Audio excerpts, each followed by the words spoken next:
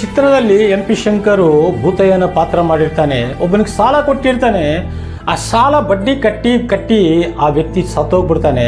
ಆ ಸತ್ತೋದಾಗ ಅವನ ಶವನ ತಗೊಂಡು ಹೋಗೋಂಥ ಸಂದರ್ಭದಲ್ಲಿ ಈ ಭೂತಯ್ಯ ಬಂದು ಆ ಶವನ ಕೆಳಗಿಳಿಸ್ತಾನೆ. ನಿಮ್ಮಪ್ಪ ಸಾಲ ಮಾಡಿದ್ದಾನೆ, ಆ ಸಾಲದ ಬಡ್ಡಿ ಗಂಟು ಚಕ್ರ ಬಡ್ಡಿ ಭೂಚಕ್ರ ಬಡ್ಡಿ ಕೊಟ್ಟು ಆ ಶವನ ವೈರಂತ ಹೇಳ್ತಾನೆ.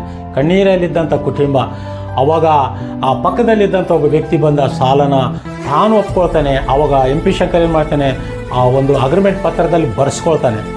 ಒಂದಿನ ಇವನು ಕೂಡ ಸತ್ತೋಗ್ತಾನೆ. ಭೂತಯ್ಯ ಸತ್ತಾದಾಗ ಹಳ್ಳಿಯೆಲ್ಲ ಖುಷಿ ಆಗ್ತಾರೆ, ಇವನೊಬ್ಬ ಹೋಗ್ಬಿಟ್ಟಪ್ಪ ನಮ್ಮ ಹಳ್ಳಿಯಲ್ಲಿ ಅಂತ.